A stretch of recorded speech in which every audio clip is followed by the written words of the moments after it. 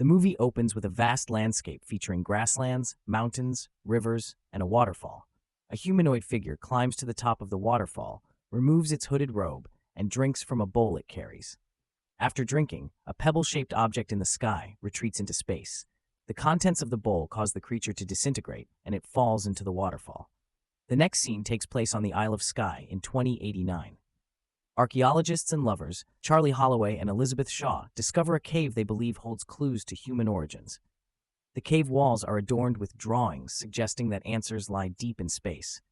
The story then jumps 4 years ahead, to December 2093, where the spaceship Prometheus is en route to an unknown destination in space. We then see David, an android, accessing Elizabeth's memories using neurovision technology while she is in stasis. He views a memory of Elizabeth as a child discussing the afterlife with her father, revealing her mother's death. After viewing the memories, David exercises, eats breakfast, continues his ancient language lessons, watches a movie, and completes his morning routine. Just as he finishes, the ship's computer alerts him that they are nearing their destination. David heads to the cockpit, opens the windshield blinds, and is captivated by a planet with a single ring around it. He returns to the stasis area, noticing that Meredith Vickers, the mission leader, has awakened and is doing push-ups. She asks how long the journey has taken, and David replies precisely 2 years, 4 months, 18 days, 36 hours, and 15 minutes. She then asks if any crew members have died, to which David responds negatively. Meredith instructs him to wake the others. A voice instructs the crew members to drink fluids and consume high-calorie shakes as they wake. Meredith sees Janek, the captain, tending to a Christmas tree and is puzzled, to which Janek responds that it's Christmas. Meredith informs him that the mission briefing will begin soon. Elsewhere on the ship, Milburn, a biologist, introduces himself to Fifield, who bluntly states that he's not interested in making friends. The mission briefing begins with Meredith introducing herself to the crew. David then plays a holographic video of Peter Wayland, the head of the organization funding the expedition. Wayland explains that they are there to find the engineers who presumably created humanity. These engineers may hold answers to humanity's origins, purpose, and the afterlife. Wayland initiated this expedition after meeting with Charlie and Elizabeth and learning about the rock paintings pointing to space. He appoints Charlie and Elizabeth to lead the mission. After Wayland's message, Charlie and Elizabeth elaborate on the mission, showing archaeological findings from around the world, all depicting the same pictogram of people worshipping giant beings pointing to the stars. These ancient civilizations couldn't have known about the distant galaxy they were indicating, which has its own sun and the only planet capable of sustaining life, their destination. Fifield and Milburn express skepticism, asking for proof. Elizabeth admits she can't prove her theory, but believes in it. After the briefing, Meredith warns Charlie and Elizabeth not to contact the engineers directly and to report back to her if they find them. She expresses doubt about the engineers' existence and emphasizes that the company funding the mission has its own plans, which don't include making contact with other civilizations. Charlie and Elizabeth were included in the mission only because Wayland wished it, but he no longer makes decisions.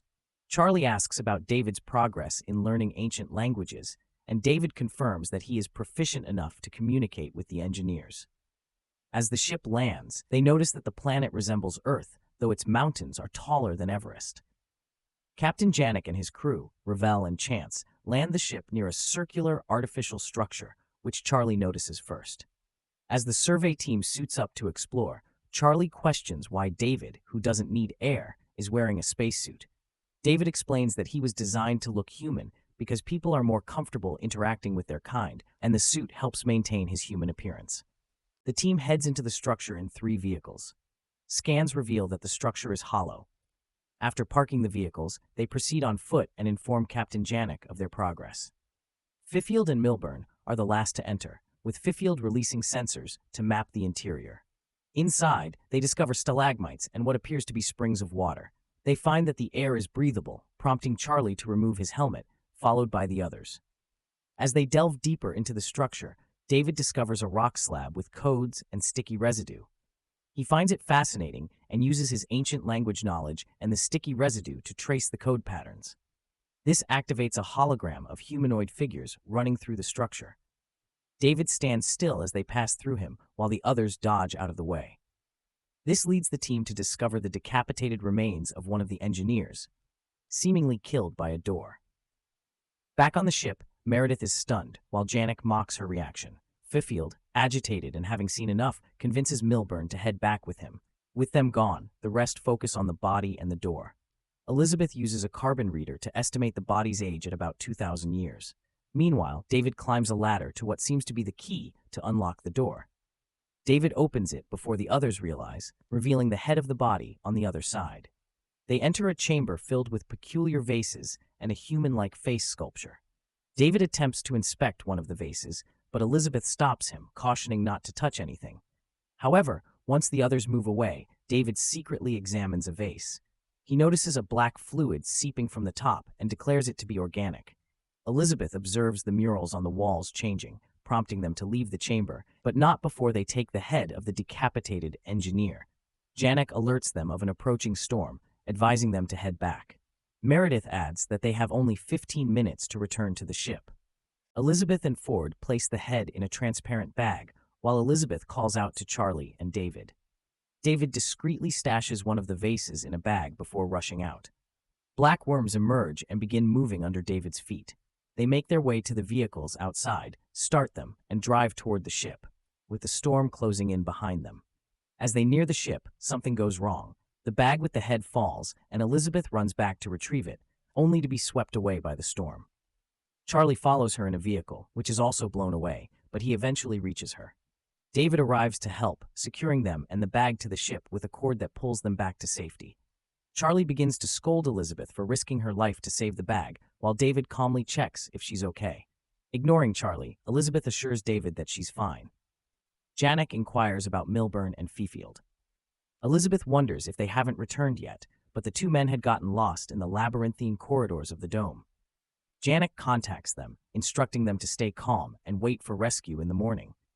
The men agree to wait out the storm outside the ship, but not before commenting that Charlie and Elizabeth are too obsessed with aliens. Meanwhile, Elizabeth, Ford, and David examine the head inside the ship. Meredith joins them as they finish checking for any contagion. Finding none, they discover that the head is covered by a helmet. The three of them remove it, revealing the actual head of the engineer.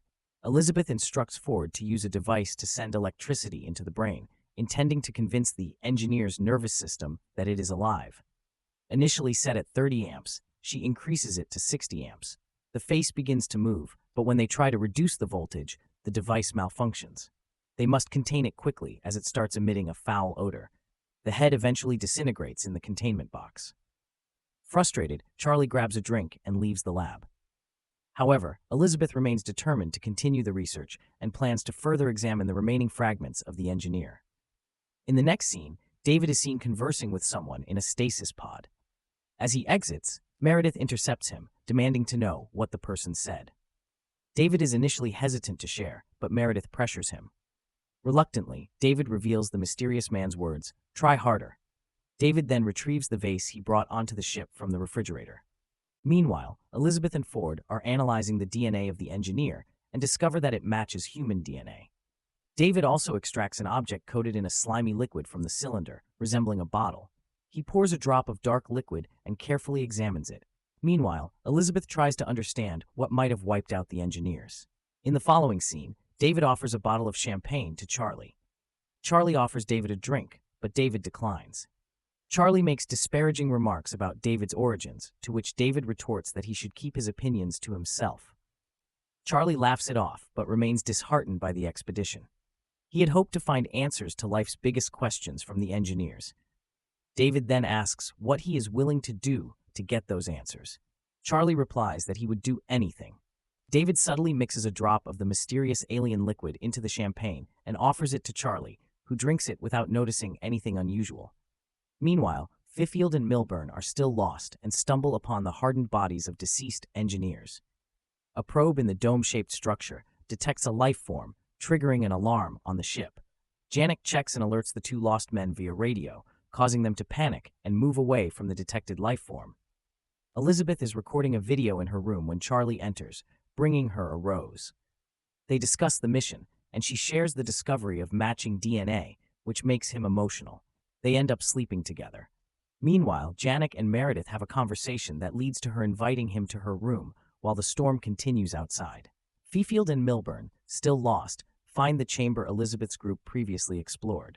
As they inspect the area, Fifield spots movement in the black liquid on the floor. Milburn investigates and discovers a snake-like creature. As he examines it, another appears. He reaches out to it, only to be bitten, with the creature wrapping around his arm and breaking it. When Fifield tries to help, the creature sprays corrosive liquid on his helmet. Fifield falls face first into the black liquid, and Milburn doesn't survive. The next morning, Charlie notices a reddish tint in his eyes upon waking in Elizabeth's room. Janek contacts her, reporting the loss of communication with Fifield and Milburn. While the others search for the men, David stays behind on the ship and cryptically warns Charlie to be careful as they leave. David then secretly drives into the building, heading to a room full of vases, identical to the one he brought back to the ship. He provides Meredith with a view through his body cam before abruptly turning it off, leaving her cursing in frustration. Meanwhile, the others arrive at the chamber where Milburn was attacked, finding his body but no sign of Fifield. Charlie, now exhibiting worsening symptoms, sits down while Elizabeth checks on him. Janek and the others assist him back to the ship, with Elizabeth calling for a medical team. In the control room of the building, David activates holographic engineers who interact with a console, displaying the universe with Earth highlighted. David watches intently until the holograms disappear, leaving him alone except for a brief, lingering image of Earth. He then discovers an engineer in what appears to be a tomb. As they approach the ship, Charlie's condition worsens, prompting him to beg Meredith to burn him. The others restrain Elizabeth as she watches him being torched, sobbing in anguish. David, now on the ship, confiscates Elizabeth's cross, suspecting contamination, and informs her that she's 3 months pregnant with an abnormal fetus. She pleads for its removal, but he refuses, citing a lack of medical personnel. David also reveals that he knows how her father died by watching her dreams. Later, Ford and another crew member attempt to wake Elizabeth, but she pretends to be unconscious before attacking them and escaping to an automated surgery machine. She programs it for an abdominal procedure, and the machine extracts an octopus-like creature from her womb. She escapes, leaving the creature behind. Meanwhile, Janek notices Fifield outside the ship and instructs the crew to let him in. However, it's a transformed Fifield who attacks and kills several crew members before being subdued. Elizabeth, now wandering the ship, stumbles into a room where Mr. Wayland, the expedition's financier, is revealed to be alive. David quickly covers her with a coat and seats her. Elizabeth warns Wayland that she was wrong about the engineers and urges them to leave the planet, but he insists on staying, driven by the desire to uncover the answers they seek. She later finds Charlie's ring by the washstand, reconsiders her decision, and begins suiting up. Janek arrives, declaring that he's ready to leave and go home. He explains that this was merely a military base for the engineers, but their own weapons turned against them. Wayland and Meredith have a tense exchange.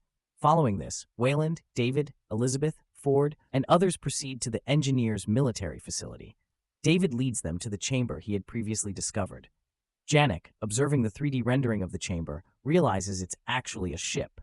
Meanwhile, David reveals that the engineers were preparing to leave before everything went wrong. He further explains that their destination was Earth. Wayland requests to see the surviving engineer. David releases it from its cage, and the engineer steps out. David attempts to communicate with the engineer, but it attacks him and the others. Only Elizabeth Shaw manages to escape. As Wayland dies, he utters, "There is nothing." However, David's head remains functional. Meredith, Janek, Ravel, and Chance are shaken by the events, but begin preparing the ship to return to Earth. The engineer starts up his ship, and the exhaust knocks Elizabeth down, pushing her toward the military facility's entrance. As she runs to the human ship, gaps appear in the ground, revealing that even the terrain is part of the engineer's military installation. Janek contacts her, and she begs him to stop the engineer's ship from leaving the planet. Meredith refuses to listen. Unable to convince Janek, she flees to the escape pod. Ravel and Chance stay behind with Janek, but the escape pod crashes shortly after launch. Janek then pilots his ship directly into the engineer's ship, causing it to crash. The impact causes the engineer's ship to roll, eventually crushing Meredith Vickers. Elizabeth narrowly avoids being crushed and makes her way back to the Earth ship, with her oxygen levels critically low. Inside, she hears a noise and discovers the creature she birthed, now grown enormous. David warns her that the engineer is coming for her. She defeats the engineer by letting the octopus-like creature attack it. David then tells her that the engineers have other ships. She goes to retrieve him from the crashed ship, informing him that she isn't returning to Earth. She is determined to uncover why the engineers who created humanity also wanted to destroy it. Elizabeth places David's head in a bag and zips it shut. She writes a report before leaving the planet in an engineer spaceship. The final scene shows a new creature emerging from the body of the engineer that the octopus-like creature had killed. Thank you for watching the video. If you like the video, please like, share, comment, and subscribe.